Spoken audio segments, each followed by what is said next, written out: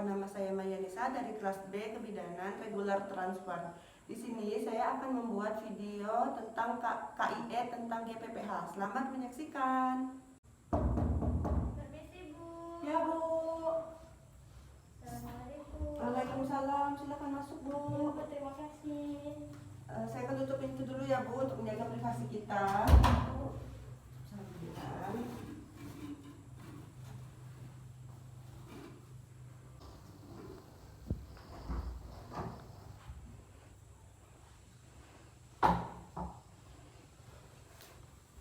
Baiklah, Bu, perkenalkan, nama saya Bidan Maya. Di sini saya bertugas pada pagi hari ini di klinik ini. Sebelumnya ada yang bisa saya bantu, Ibu?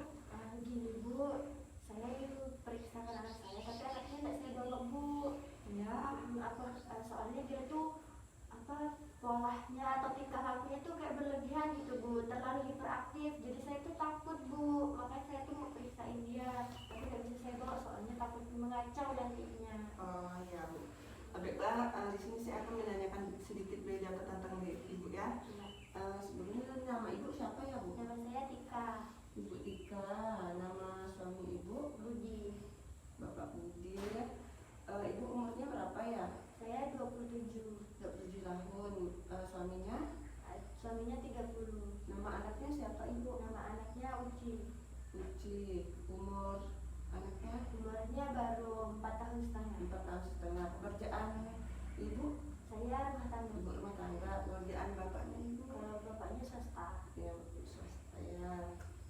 Baiklah, di sini saya akan menjelaskan sedikit. Mungkin yang dimaksud Ibu ini adalah GPPH atau gangguan pusat perhatian dan hiperaktivitas pada anak. Sebenarnya apakah Ibu tahu tentang GPPH? Belum tahu, Bu. Tidak tahu ya. Jadi GPPH atau biasanya disebut gangguan pemusatan perhatian dan hiperaktivitas pada anak usia 36 bulan atau jadwal deteksi dini GPPH pada anak kelas sekolah dilakukan atas indikasi atau bila ada keluhan dari orang tua atau pengasuh atau kecurigaan ke tenaga kesehatan, kepada kader kesehatan, petugas padu, pengolah TPA dan guru TK. Keluhan tersebut dapat berupa salah satu atau lebih keadaan berikut ini. Seperti yang pertama, anak tidak bisa duduk tenang, anak ibu terlalu gerak tanpa tujuan dan tidak mengenal lelah. Benar tuh, Bu, kayak anak saya. Ya. Perubahan suasana hati yang mendadak atau impulsif.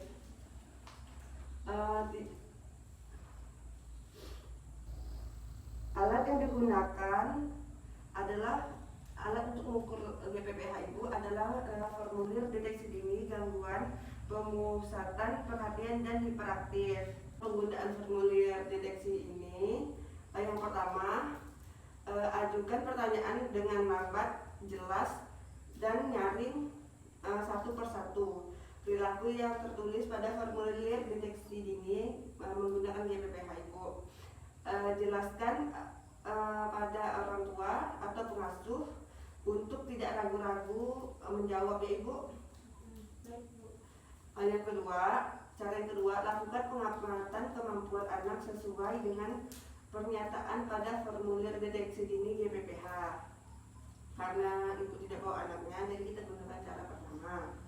Untuk saya akan menjelaskan sedikit cara ketiganya juga. Keadaan yang ditanyakan atau diamati pada anak dimanapun anak berada, misal ketika di rumah, di sekolah, di pasar, di toko, dan lain-lain.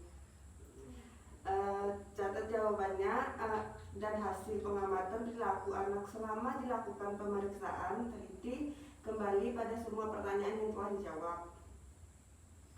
Dan di sini saya akan memberikan 10 pertanyaan dan masing-masing pertanyaan itu ada nilainya Ibu 0, 1, dan 3. 0, 1, 2, dan 3. 0, untuk nilai 0 jika keadaan tersebut tidak ditemukan pada anak. Untuk nilai 1 jika keadaan tersebut kadang-kadang ditemukan pada anak ibu. Untuk nilai 2 jika keadaan tersebut sering ditemukan pada anak. Untuk nilai ketiga jika keadaan tersebut selalu ada pada anak ibu. Bila total seluruh pertanyaan saya ada 13 atau lebih, kemungkinan anak ibu mengalami GPPH atau gangguan pusat perhatian dan hiperaktivitas.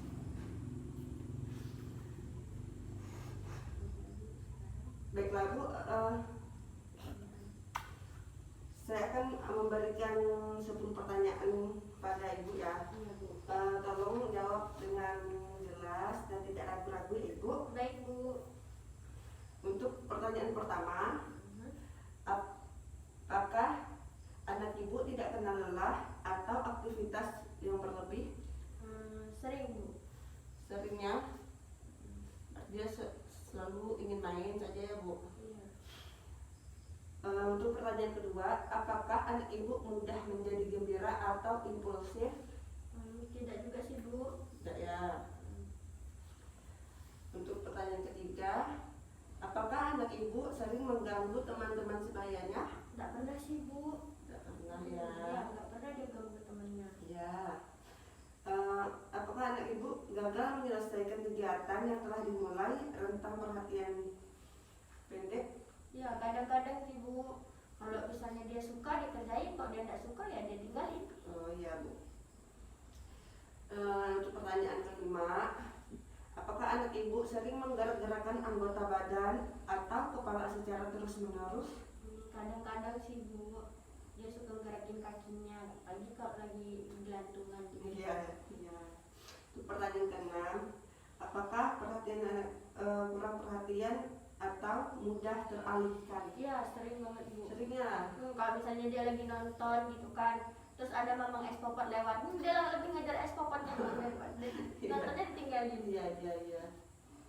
Selanjutnya, apakah permintaannya harus segera dipenuhi atau mudah menjadi frustasi?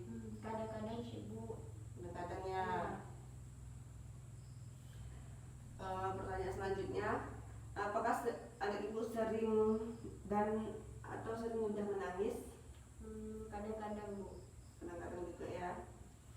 Apakah suasana hatinya mudah berubah dengan cepat atau drastis? Sering sih Bu. Seringnya.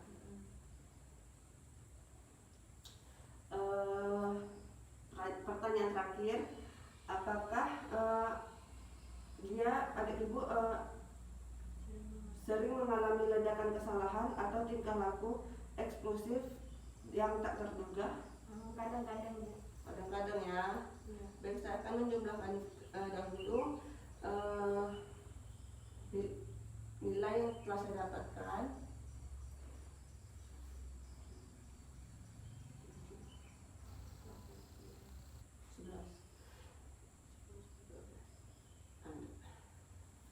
Baiklah, karena hasilnya 12, berarti anak Ibu masih dalam keadaan normal. Alhamdulillah. Ya Ibu. Saya tuh khawatir gitu Bu, soalnya kayaknya anak saya tuh kayaknya terlalu berlebihan gimana gitu, Ya. dan itu takut. Ya. Masih normal sih Alhamdulillah. Masih normal Ibu. Kalau tadi jawabannya ada yang lebih dari 13 itu baru dikatakan GPPH atau hiperaktivitas Bu. Jadi untuk apakah ada yang ingin ditanyakan lagi Bu? Nggak ada Bu. Udah itu aja. Ya Ibu. Baiklah Bu, terima kasih atas penjelasannya dan pendeteksian dininya ya Bu ya. Kalau gitu saya pamit pulang dulu. Ya, Saya Bu. permisi ya Bu ya. Ya, Terima kasih Bu. Iya, hati-hati di jalan. Iya, assalamualaikum. Waalaikumsalam. Setelah Ibu pulang, lakukan dokumentasi dan selesai. Terima kasih.